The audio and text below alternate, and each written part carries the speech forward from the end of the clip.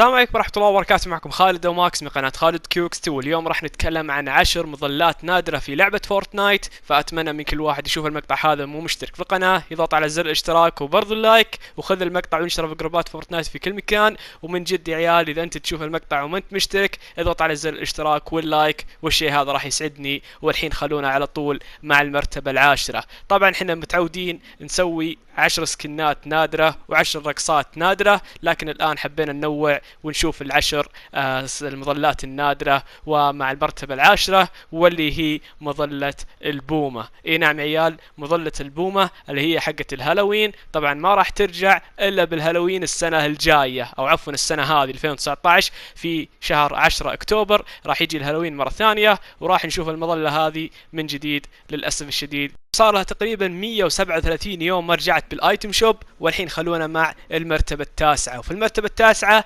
هي مظلة الهيكل العظمي اللي راح تطلع لكم قدامكم، وصار لها تقريبا 139 يوم. اتوقع انه قليل شروها لانها ما لها داعي الصراحة. تقدر تغير لونها تخليها ازرق، واتوقع لون ثاني اخضر او شيء زي كذا. المهم تعتبر تاسع وحدة. والحين خلونا مع الثامن وحدة. ثامن وحدة واللي هي مظلة هايدي. نعم يا عيال، مظلة هايدي راح تطلع لكم قدامكم، واللي صار لها 141 يوم، والسكن حقها صار نادر لحد الآن اللي هو هايدي. والحين خلونا مع المرتبة السابعة. وفي المرتبة السابعة المظلة اللي أنا أبغاها ونفسي فيها، واللي هي مظلة الدراغون أو التنين. طبعا مظلة التنين ما صار لها فترة، ومن جد يا عيال صار لها فترة ما رجعت بالايتم شوب.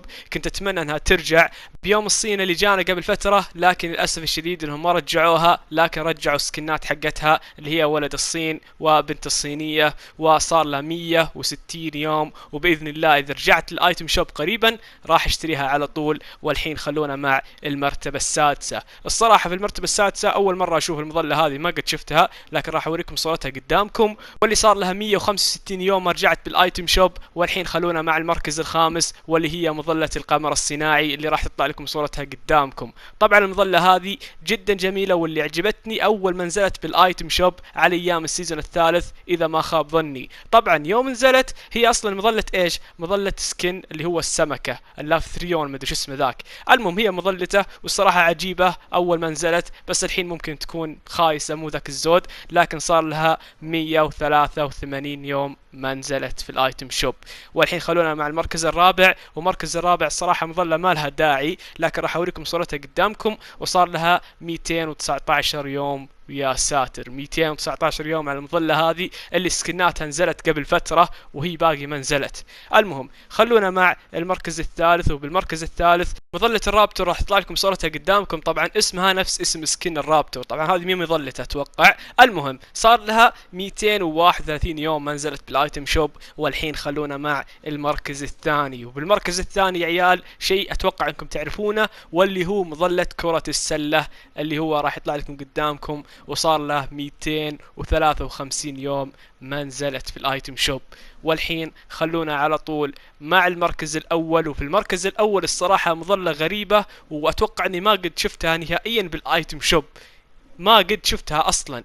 راح تطلع لكم صورتها قدامكم. وصار لها تقريبا 331 يوم ما نزلت بالايتم شوب، قرابة السنة ما نزلت. متخيلين؟ انا الصراحة يوم شفت المظلة استغربت منها، وحتى اصلا ما اتوقع اني قد شفتها بالايتم شوب.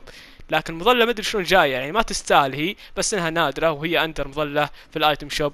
وبس عيال، كان معكم خالد او ماكس من قناه خالد كيوكس 2. والحين راح اسالكم سؤالين جاوبون عليها تحت في الكومنتات. والسؤال الاول، وش المظله من المظلات اللي قلتها هذه عندك؟ والسؤال الثاني اكتبونه تحت في الكومنتات مظلات تحسونها انها نادره، او مظلات نادره انا ما ذكرتها في المقطع هذا. وبس عيال، انا اتمنى ان اذا انت تابع المقطع وما انت مشترك، اتمنى منك تضغط على زر اللايك والاشتراك حتى تساعدنا بالوصول الى 500 الف مشترك. نص مليون يا عيال، شيء راح يكون خيالي، وشيء راح يسعدني انا وبرضو يسعدكم انتم، لانكم انتم قاعدين تدعموني. ومن ذا الكلام يعني. وبس عيال، كان معكم خالد او ماكس من قناة خالد كيوكس 2. اتمنى منكم تتابعوني بالانستغرام. انستغرامي راح يكون تحت في صندوق الوصف. وبيس اوت.